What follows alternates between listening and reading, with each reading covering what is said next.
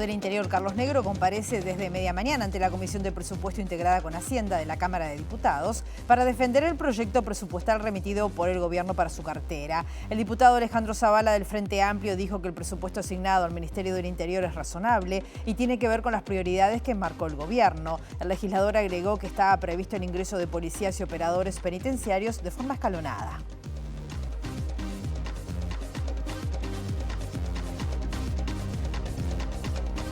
Hola, ¿qué tal? ¿Cómo están? Bienvenidas, bienvenidos a MBD Noticias. Comenzamos con información con 16 grados a esta hora. Una jornada que va a seguir con el cielo nuboso, cubierto, precipitaciones escasas aisladas, mejorando con neblinas y los vientos soplando del sector sureste entre 10 a 30 kilómetros por hora con una máxima anunciada de 19 grados. Estamos viendo las cámaras del Centro de Gestión de Movilidad de la Intendencia de Montevideo, barrio Zamorín, entre Colonia y 18 de julio.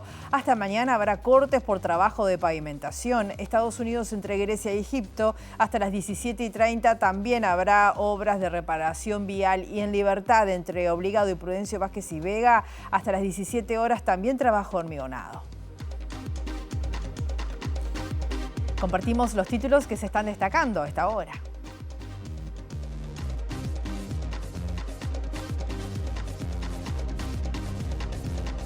El próximo miércoles 17 de septiembre se realizarán las elecciones en el CASMU, en las que 3.000 médicos capitalizadores definirán la integración de un nuevo consejo directivo. El Plan Nacional de Seguridad Pública está en formación y esta semana se van a definir los temas sobre los que se va a trabajar, según lo destacó el asesor del Ministerio del Interior y coordinador del diálogo sobre seguridad, Emiliano Rogido.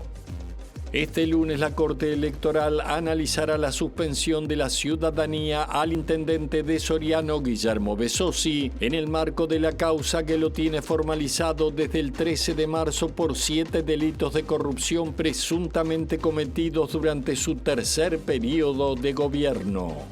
La docente e investigadora del Instituto de Economía de la Facultad de Ciencias Económicas y Administración, Gabriela Mordecki, dijo que el presupuesto presentado al Parlamento es complejo y austero porque contempla el ritmo de crecimiento de la economía uruguaya que, según las proyecciones, será menor al histórico.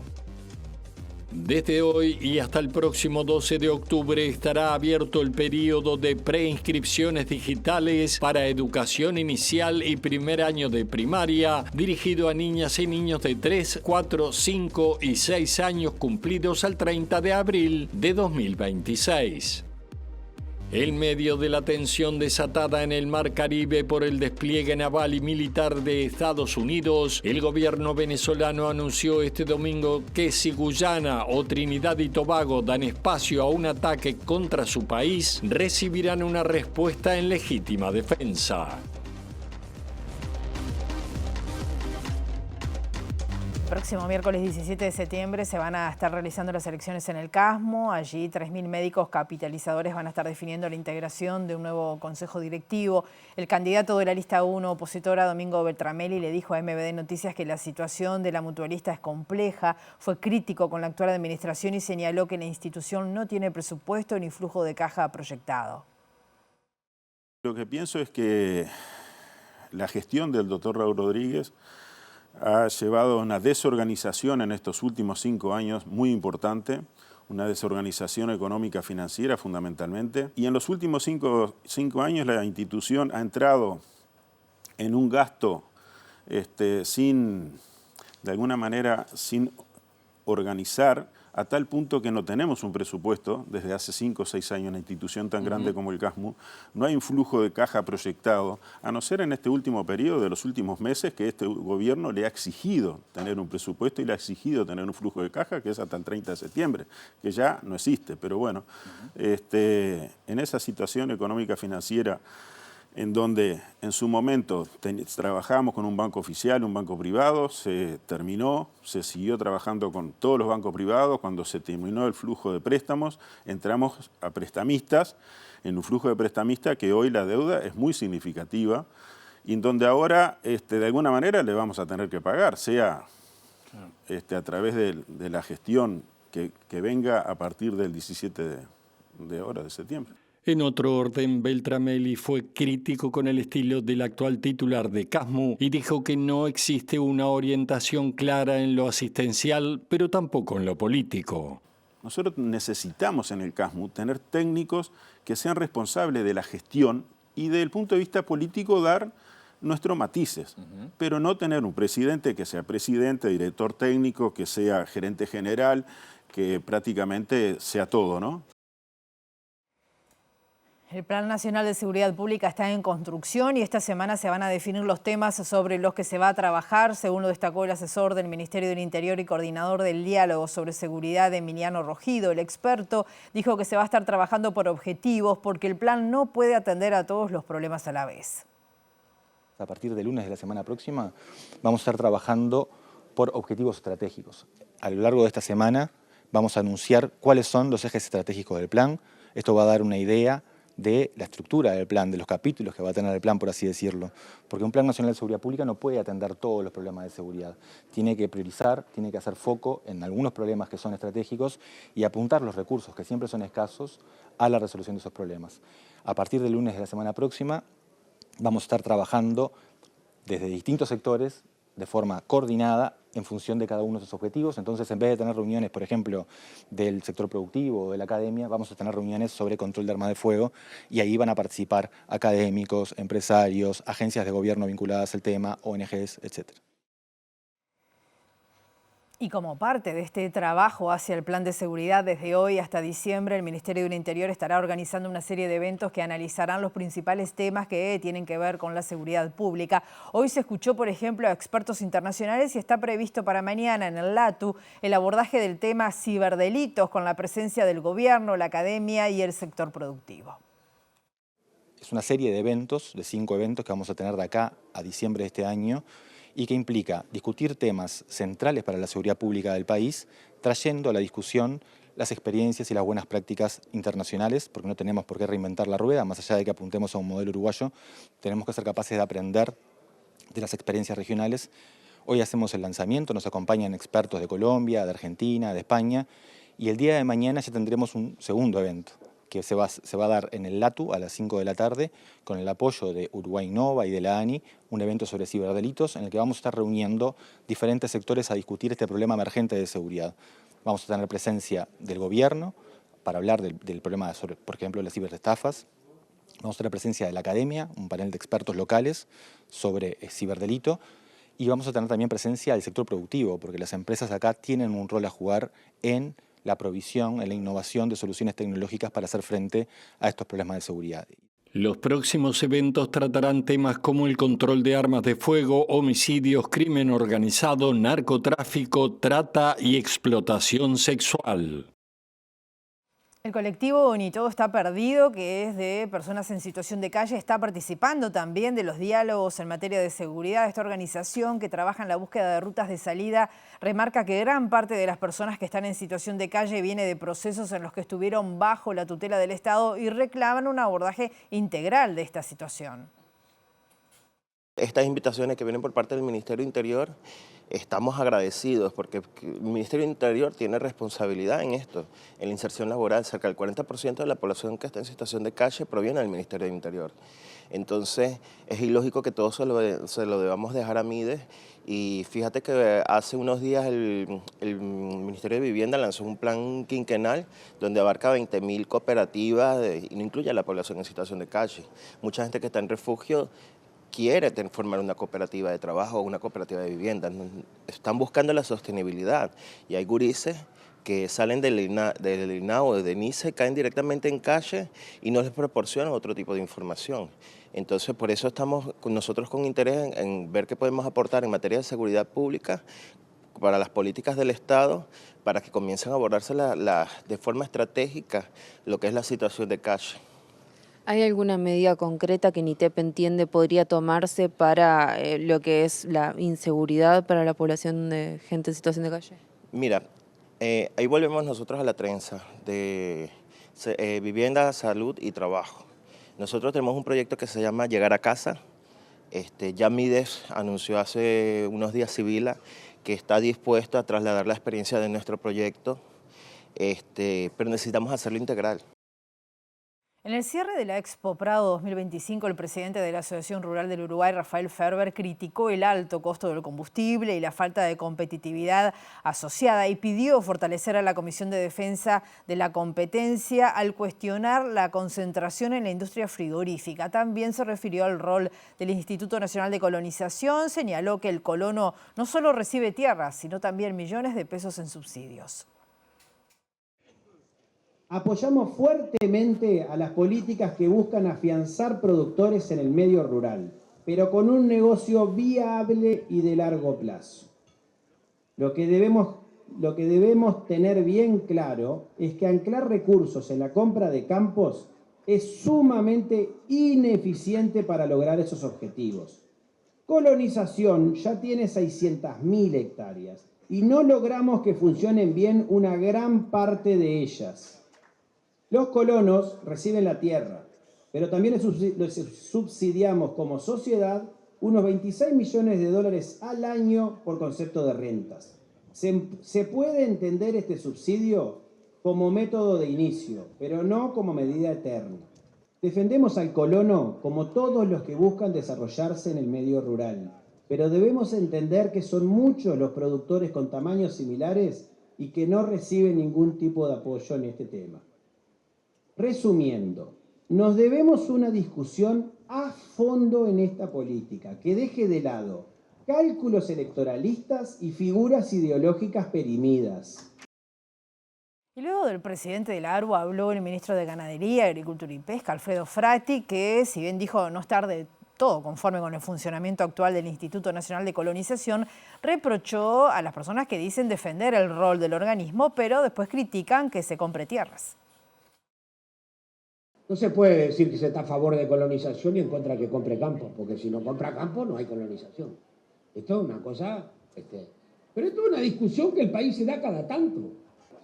Y cuando se creó el Instituto de Colonización, otra discusión, basta mirar las discusiones parlamentarias, mucho más virulenta que las que hemos tenido ahora. Así que esto cada tanto ocurre. Y cada tanto la gente decide su destino. ¿A través de qué? De lo que nos hemos acostumbrado en Uruguay, a través del voto. Y la gente decidió un programa de gobierno que tiene incluido 25.000 hectáreas, fundamentalmente para la lechería. Lo que sí desde acá, como ministro, lo que convoco es a todas las gremiales, a todos los que, en discutir cuál es el Instituto de Colonización que queremos para el futuro, porque yo tampoco estoy conforme cómo funciona. Pero yo puedo arreglar si tengo la herramienta. Si no tengo la herramienta, no puedo arreglar nada. Al cierre de la Expo Prado también asistieron el presidente del directorio del Partido Nacional, Álvaro Delgado, senador y secretario general del Partido Colorado, Andrés Ojeda. Allí criticaron el tono y el contenido del discurso del ministro Frati.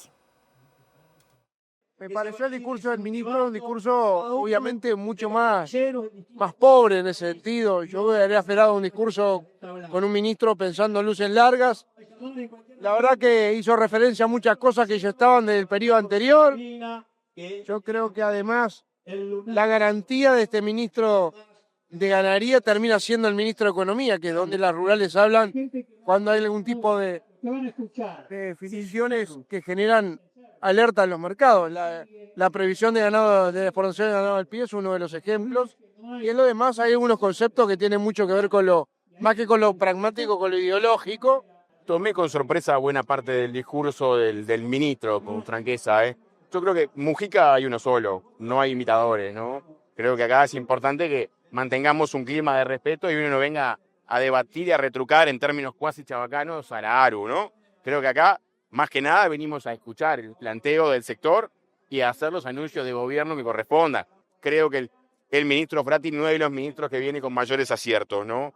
Y creo que por lo pronto debería empezar a entender que es ministro de Estado. Es ministro de Estado. Ya no es más diputado que tiene otros márgenes. Ahora es ministro de Estado, representa a un país y al gobierno en un evento clave como es el Prado para el futuro de la producción nacional. Este lunes la Corte Electoral va a analizar la suspensión de la ciudadanía al intendente de Soriano, Guillermo Besosi. El análisis se da en el marco de la causa que lo tiene formalizado desde el 13 de marzo por 7 delitos de corrupción presuntamente cometidos durante su tercer periodo de gobierno.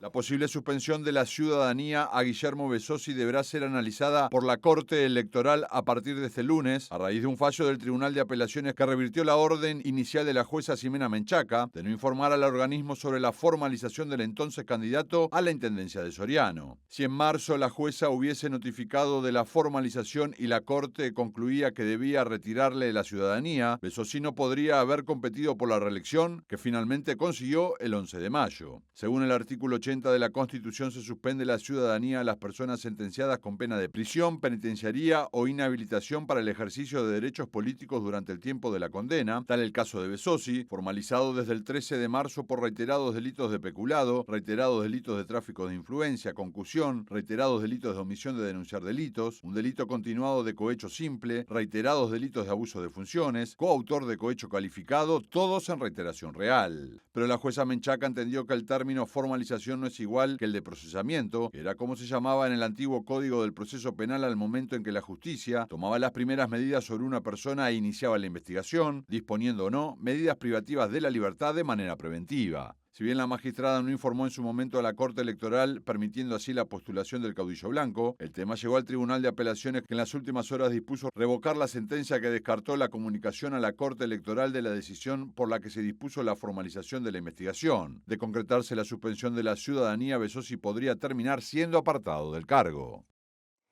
El primer Congreso Nacional de No Fusionistas del Partido Colorado rechazó este sábado en la Casa del Pueblo de Florida la creación del lema Coalición Republicana a nivel nacional que promueven, entre otros dirigentes, el secretario general, el senador Andrés Ojeda. No estamos dispuestos a perder nuestra identidad, afirmaron en un comunicado emitido al cierre de la actividad, sobre la cual se dialogó con Eduardo Facio, uno de sus referentes.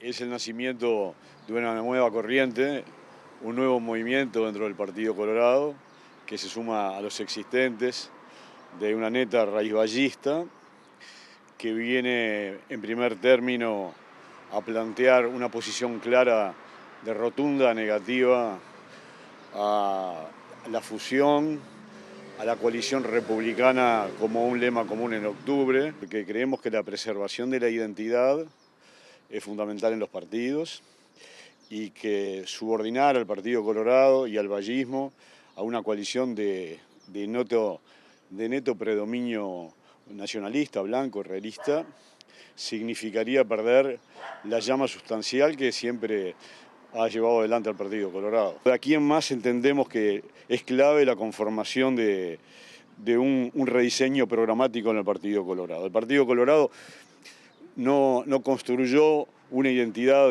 clara y nítida en las últimas elecciones, quedó opacado por la oferta electoral de lo que se llamó de coalición republicana y la fórmula del balotaje, y tampoco tuvo una gestión de defensa clara de su identidad durante el gobierno de Luis Lacalle Pou.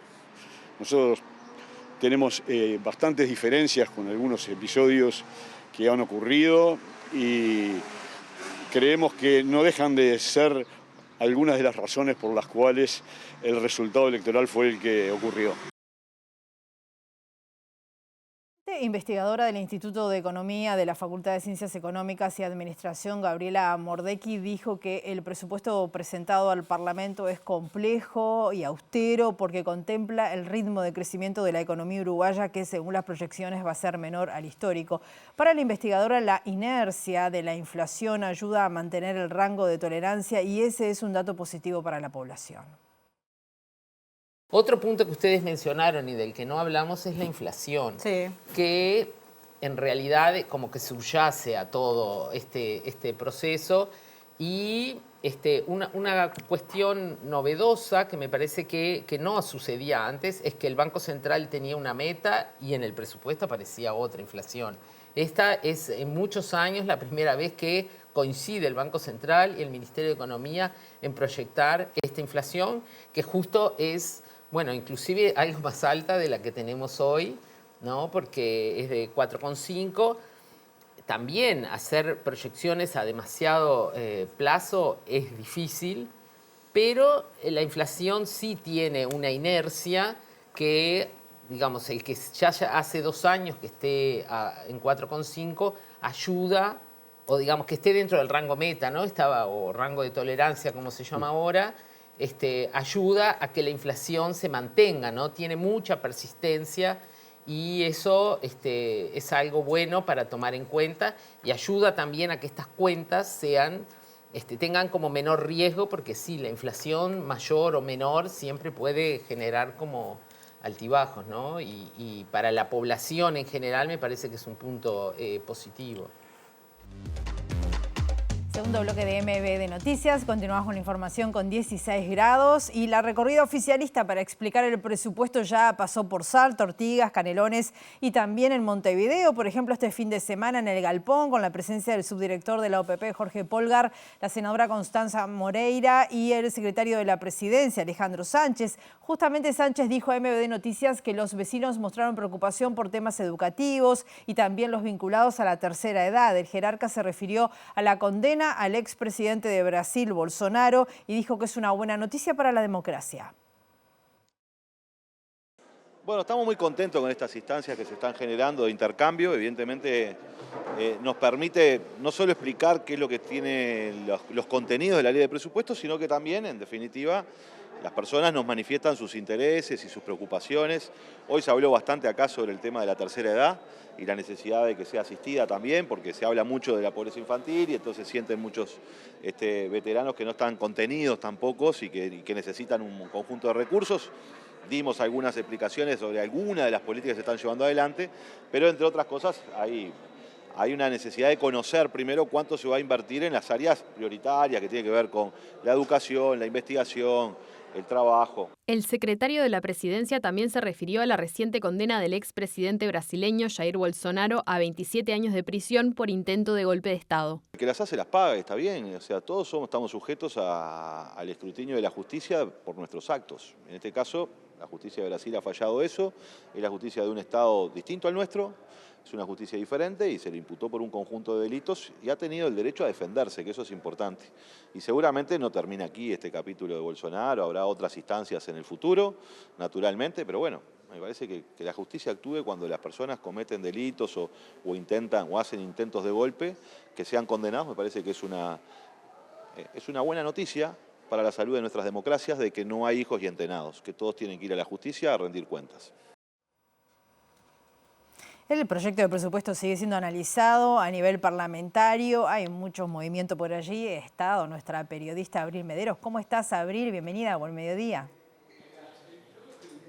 ¿Cómo estás, Rosina? Exacto, la Comisión de Presupuestos integrada con Hacienda de la Cámara de Diputados continúa recibiendo delegaciones en el marco de esta discusión sobre el proyecto de presupuesto para este próximo quinquenio. Hoy es el turno del Ministerio del Interior, por eso comparece desde esta mañana el ministro Carlos Negro, junto también a la directora del Instituto Nacional de Rehabilitación, Ana Juanche, y otras autoridades como el director de la Policía Nacional. Continúa esta comisión, pero ya tenemos aquí a el diputado Pablo Abdala, que participa también de esta comisión. Gracias por estos minutos. Bueno, ¿cuáles son las consideraciones que se hacen de la presentación que hace el ministro?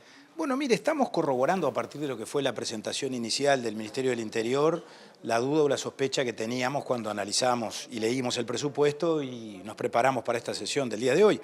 Es una propuesta presupuestal pobre, la del Ministerio del Interior, y no solo con relación a los recursos. Si bien hay escasos incrementos presupuestales en lo que respecta a la prevención y al combate al delito, sí hay refuerzos presupuestales, me adelanto a decirlo, con relación al sistema penitenciario, eso está muy bien, pero sin embargo hay pobreza conceptual en cuanto a que no hay ideas nuevas, definiciones programáticas. El ministro habló de un nuevo eje programático, de un nuevo paradigma en materia de seguridad. No aparece en el presupuesto, no aparece en la política de seguridad y claramente en ese sentido, repito, no hay mayores novedades. Claramente también hay, a mi juicio, o están pendientes determinados anuncios que se hicieron en la campaña electoral, compromisos que se contrajeron con la opinión pública y con los sindicatos policiales, que no aparecen tampoco en el presupuesto y que por lo tanto siguen sin cumplirse. ¿Se refiere a la cantidad de funcionarios? Me refiero a la cantidad de funcionarios porque se anunciaron 2.000 vacantes y se están creando 1.000, pero para el sistema penitenciario, no para la Policía Ejecutiva que combate el delito cotidianamente y para el patrullaje.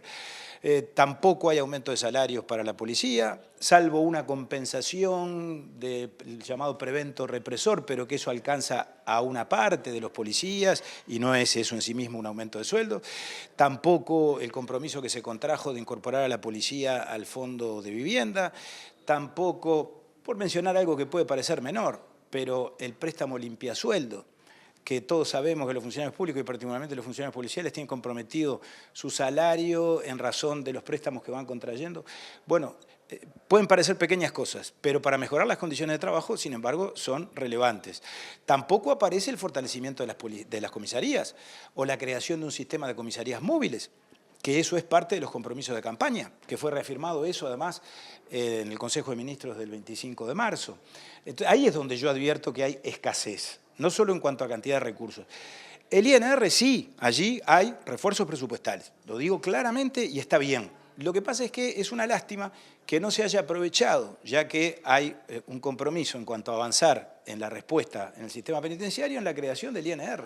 Todos coincidimos en que el INR debe salir del Ministerio del Interior, debe crearse como un servicio descentralizado. Tenemos acuerdo, lo votaríamos ahora en el presupuesto. Era la oportunidad de crearlo como un inciso del presupuesto nacional con estos recursos y con el presupuesto vigente. No entendemos muy bien por qué el gobierno no lo ha hecho y sin embargo las señales siguen siendo contradictorias. Porque yo no sé si esto no está atado al intento de que pueda prosperar en algún día el Ministerio de Justicia y por eso se demora esta definición, que es urgente.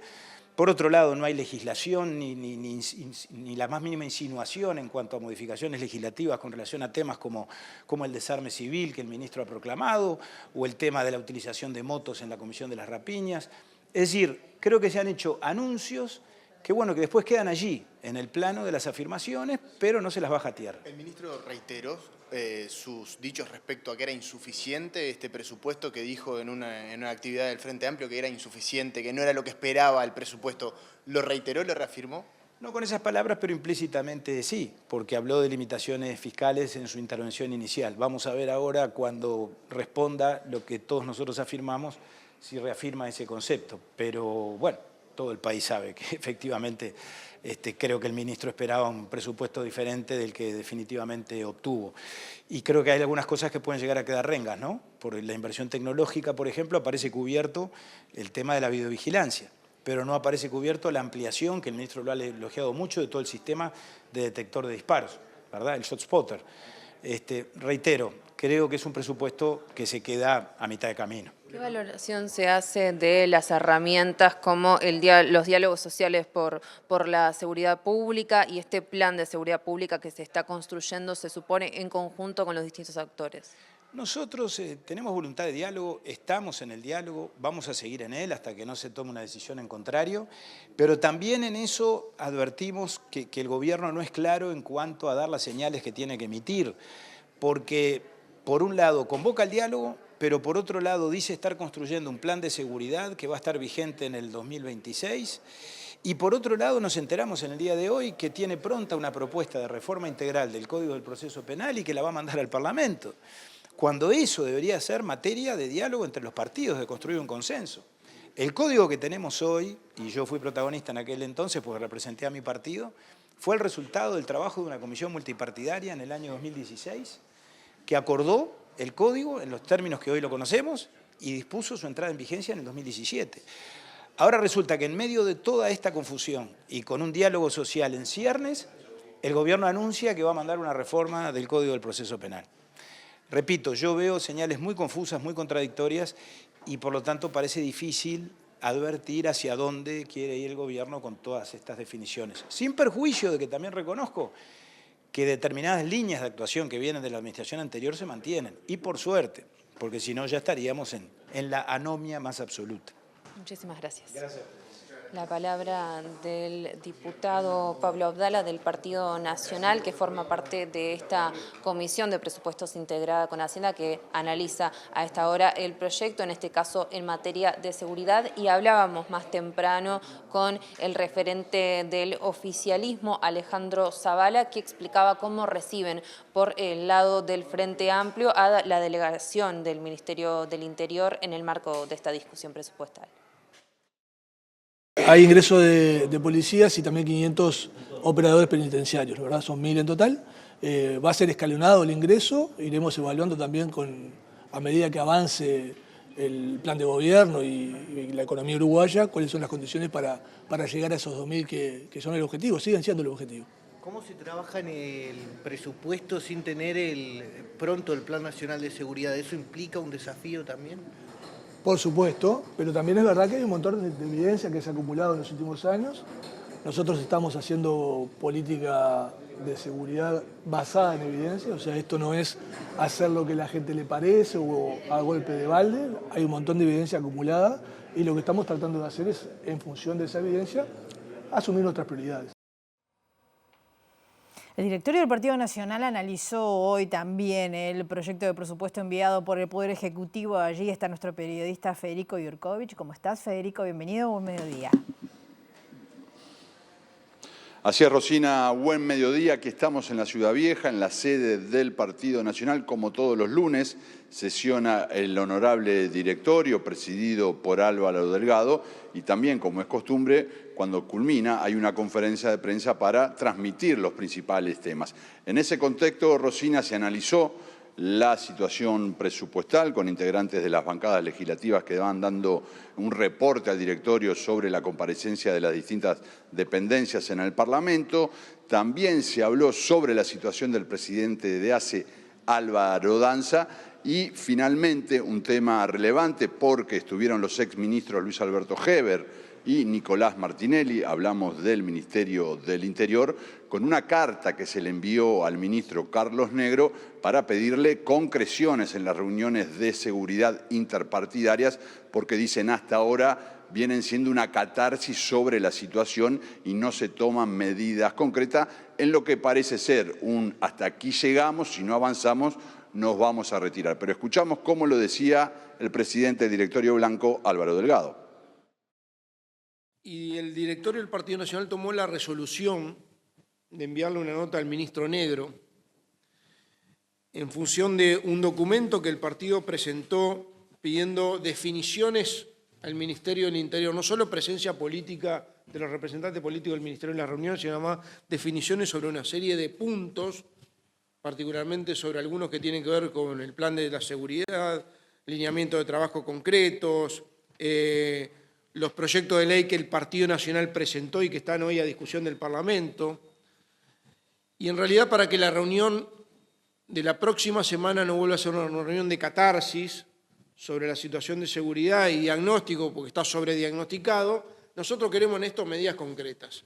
Y como queremos medidas concretas, vamos a enviarle una nota previa a la participación de los delegados de nuestro partido en la reunión, pidiéndole que en la próxima reunión se aborden medidas concretas y pidiéndole respuesta al Gobierno y al Ministerio del Interior sobre las propuestas que sobre estas medidas concretas el Partido Nacional hizo a través de un documento que votó el directorio. Bien, habrá que ver entonces qué pasa en esa próxima reunión, si lo que sucede amerita la continuidad del Partido Nacional o un nuevo posicionamiento. Hablábamos también, Rosina, de lo que es la situación del presidente de ACE, Álvaro Danza, que antes de asumir pidió un informe al estudio de Del Piazzo que le dijo que no había incompatibilidad de ejercer el cargo de presidente de ACE y ejercer la medicina en el sistema privado. También esto fue refrendado por distintos informes jurídicos del propio Ministerio de Salud Pública, pero desde la oposición se ha marcado la incompatibilidad y en ese contexto el diputado Amin Nifuri presentó hoy un informe que solicitó al abogado Martínez Durán y esto fue lo que decía Delgado al respecto. Y en realidad estuvimos evaluando un informe del doctor Augusto Durán Martínez, catedrático de Derecho Administrativo, donde habla de la absoluta incompatibilidad del presidente de ACE, de ser presidente de ACE, como tiene que ser a tiempo completo y tarea exclusiva, con esa situación tan particular que además de ser presidente de ACE, sigue trabajando como médico en 3 mutualistas que contratan con ACE a su vez y siendo docente pagado por el Estado. Para nosotros es una situación absolutamente irregular, e incompatible con la Constitución, incompatible con las normas legales, incompatible con algunos decretos vinculados a la ética y la función pública. Para nosotros esta situación es absolutamente insostenible y el presidente ya se va a tener que optar. Esa es la posición del Partido Nacional. Entre sigue actuando en varios frentes al mismo tiempo, solapando funciones y responsabilidades, o tomando la decisión, como debería tomarla, si es lo que quiere y es lo que manifestó, de estar en la presidencia de base a tiempo completo. Pero no violando ninguna norma y dando garantías para todos. Volvemos ahora al Parlamento con Abril Mederos. Abril, adelante. Gracias, Rosina. Sí, ahora tenemos la palabra del diputado del Partido Colorado, Gabriel Gurméndez, que justamente tiene un planteo respecto a la insuficiencia del presupuesto asignado para la seguridad en este proyecto. ¿Cuál es en concreto este pronunciamiento que usted hace? La seguridad es el tema prioritario para los uruguayos, como quedó muy claro en la campaña electoral. El presupuesto no marca esa prioridad. El porcentaje de recursos que destina este presupuesto para la seguridad se mantiene casi igual, de hecho baja un poco respecto a lo que es el presupuesto actual, el presupuesto que manejó el último año de la administración anterior. O sea, no está reflejada en la proporción y en el porcentaje de los recursos del presupuesto nacional la prioridad que la seguridad tiene para todos nosotros. Eso, bueno, de alguna manera el propio ministro así lo ha reconocido. Y la otra reflexión es que tenemos un par de años casi perdidos, porque el Plan de Seguridad Pública Nacional no va a estar pronto hasta el año que viene, y entonces hay como una pausa en la que los recursos fuertes para seguridad recién van a empezar a aparecer más fuertemente en el año 2027. Eso pasa también, por ejemplo, con la incorporación de agentes policiales y carcelarios, que no aparecen los 2.000 agentes policiales que iban a nombrarse, se había dicho por parte del presidente Orsi, candidato, el primer día de gobierno, recién empiezan a incorporarse a partir del año 2027. Es decir, parece medio ralentizado el proceso de incorporación de recursos y de personal para estas tareas prioritarias de la seguridad social. El otro tema se refiere al Instituto Nacional de Rehabilitación. Todos los partidos habíamos planteado de darle un nivel de autonomía y de descentralización para que se pudieran lograr mejores resultados de rehabilitación y liberar recursos a la policía para el combate al delito, y esto no aparece tampoco en el presupuesto. Estas carencias que usted entiende se ven plasmadas en el presupuesto, ¿tienen una contrapartida en lo que eran los compromisos asumidos por el actual gobierno cuando hizo campaña, que no se estarían cumpliendo de acuerdo a su evaluación? Yo siento que la prioridad siempre de todo fue la seguridad. Y la estructura de este presupuesto, cómo reparte los recursos, no refleja eso. El porcentaje de la participación de seguridad sigue igual o un poquito menos incluso que el presupuesto del gobierno anterior. En ese sentido, no se está cumpliendo con la incorporación rápida de efectivos policiales, se posterga la decisión de incorporar los recursos y los agentes, no está la descentralización del Instituto Nacional de Rehabilitación. Sí hay cosas positivas, se mejoran retribuciones policiales, se dirigen algunos recursos a temas vinculados a las cárceles, se fortalecen, pero de alguna manera lo central creo que está faltando. ¿Qué modificaciones propone?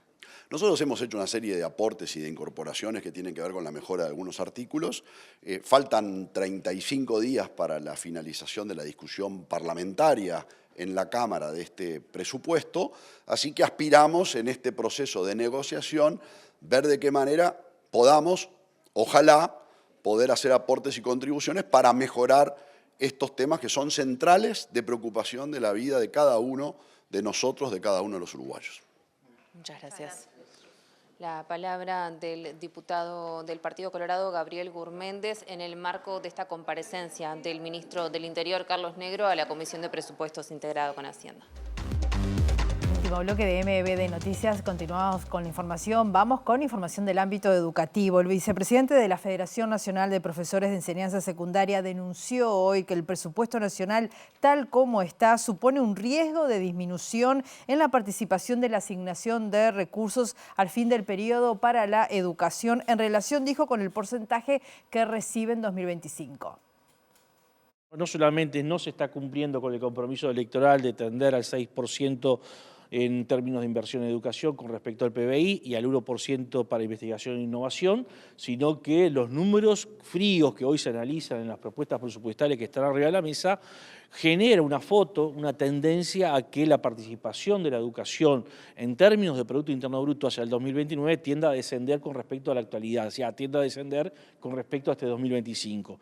Lo cual para nosotros configura un hecho grave, no solamente porque no hay un respaldo abierto del Poder Ejecutivo y una priorización de la educación como tal, sino que también las propuestas de los organismos de la educación, en este caso ANEP, UDELAR y Universidad Tecnológica, son escasamente acompañadas del Poder Ejecutivo. La Federación Nacional de Profesores de Educación Secundaria, FENAPES, participó de la Comisión de Educación del Senado, donde denunciaron la persecución sindical de los docentes de San José.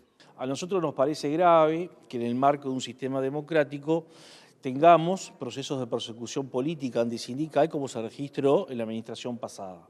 Y esto no es una opinión del sindicato ni de quien habla, es lo que hoy están diciendo algunos jueces que han sentenciado a la Administración Nacional de Educación Pública a abonar la suma aproximada de $100.000 a un conjunto de docentes que fueron injustamente separados de sus cargos, se les retuvo los saberes en el marco de un procedimiento disciplinario ilegal e ilegítimo y que, por lo tanto, hoy el Estado uruguayo debe hacer frente a esa condena que han establecido 3 jueces distintos que nos hablan de actuación arbitraria, contraria a derecho, que nos hablan de violaciones de derechos fundamentales como el derecho a la libertad de expresión y a la libertad sindical, que nos habla de autoridades que fueron paseándose por distintos medios, generando procesos de discriminación y criminalización de un conjunto importante de docentes así en San José.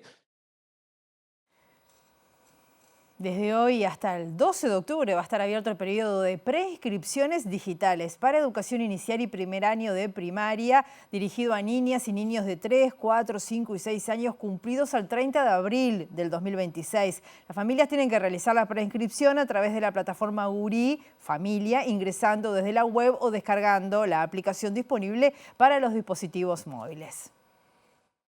El periodo de inscripción abre hoy y está abierto hasta el 12 de octubre. Para inscribirse, lo que tienen que hacer las familias, los referentes de los niños y de las niñas, es hacerlo a través de la app URI Familia. Esto significa que si la familia ya tiene instalada la app, porque hay otro hermano, otra hermana, alguien allí en el mismo hogar, simplemente hace clic en donde dice preinscripción y anota los datos del niño o de la niña que va a preinscribir. Si no la tiene descargada, la tiene que descargar y a partir de allí iniciar ese proceso de registro de un usuario para después hacer la preinscripción.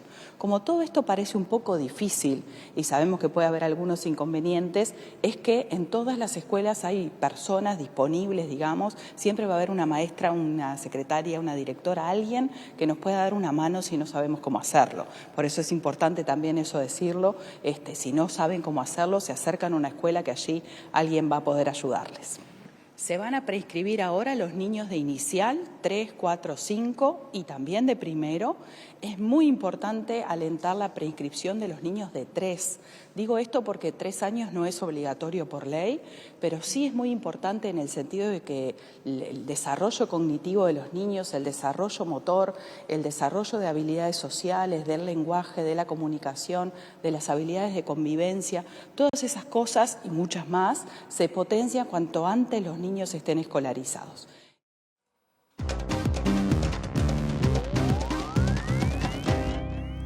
En medio de la tensión desatada en el Mar Caribe por el despliegue naval y militar de Estados Unidos, el gobierno venezolano anunció este domingo que si Guyana, Trinidad y Tobago dan espacio a un ataque contra su país, van a recibir una respuesta en legítima defensa. La advertencia se produce tras un fin de semana con incidentes, luego que Caracas denunciara el abordaje de un barco pesquero por parte de militares estadounidenses en aguas venezolanas. El ministro de Defensa venezolano Vladimir Padrino López advirtió a los gobiernos de Guyana y Trinidad y Tobago que recibirán una respuesta si atacan a Venezuela desde su territorio y los acusó de prestarse al juego de Estados Unidos repitiendo comunicados redactados por Washington. El jueves pasado, la vicepresidenta ejecutiva de Venezuela, Delcy Rodríguez, acusó a ambos países de ser vasallos del Departamento de Guerra de Estados Unidos y de prestarse para planes de agresión contra su vecino impulsados por el gobierno del presidente Donald Trump. La primera ministra de Trinidad y Tobago, Kamla Persad Bissessar, aseguró el viernes que no hay planes con Estados Unidos para invadir Venezuela o enviar tropas a su país y tildó de alarmismo las acusaciones de Rodríguez, quien dijo que sus vecinos se están prestando para los planes perversos de una agresión contra el pueblo venezolano. Guyana y Trinidad y Tobago han expresado su respaldo al despliegue de Estados Unidos en el Mar Caribe y han manifestado su disposición a colaborar en acciones conjuntas contra el narcotráfico. Las tensiones aumentaron este sábado luego de que 5 aviones furtivos F-35 aterrizaran en Puerto Rico como parte del refuerzo militar ordenado por el presidente Donald Trump y las denuncias del gobierno de Nicolás Maduro de que un destructor estadounidense abordó y retuvo durante 8 horas un barco pesquero venezolano, en lo que Caracas considera un acto hostil e ilegal que pone en riesgo la estabilidad regional. Volvemos a las 18:30 con la edición central o mañana a las 8 la primera edición de MBD Noticias. Que pasen bien, hasta luego.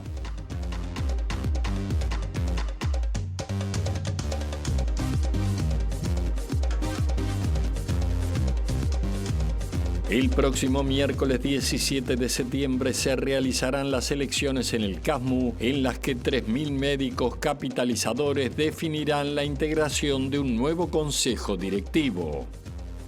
El Plan Nacional de Seguridad Pública está en formación y esta semana se van a definir los temas sobre los que se va a trabajar, según lo destacó el asesor del Ministerio del Interior y coordinador del diálogo sobre seguridad, Emiliano Rogido.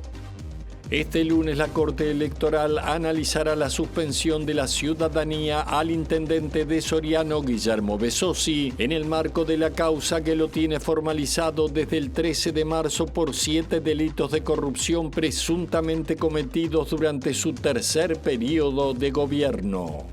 La docente e investigadora del Instituto de Economía de la Facultad de Ciencias Económicas y Administración, Gabriela Mordecki, dijo que el presupuesto presentado al Parlamento es complejo y austero porque contempla el ritmo de crecimiento de la economía uruguaya que, según las proyecciones, será menor al histórico.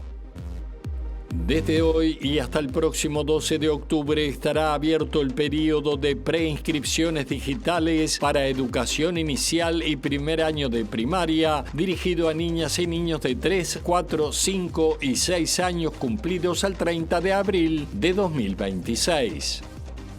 En medio de la tensión desatada en el Mar Caribe por el despliegue naval y militar de Estados Unidos, el gobierno venezolano anunció este domingo que si Guyana o Trinidad y Tobago dan espacio a un ataque contra su país, recibirán una respuesta en legítima defensa. El ministro del Interior, Carlos Negro, compareció esta mañana ante la Comisión de Presupuestos, integrada con Hacienda de la Cámara de Diputados, para defender el proyecto presupuestal remitido por el gobierno para su cartera. El diputado Alejandro Zavala del Frente Amplio dijo que el presupuesto asignado al Ministerio del Interior es razonable y tiene que ver con las prioridades que marcó el gobierno. El legislador agregó que está previsto el ingreso de policías y operadores penitenciarios de forma escalonada.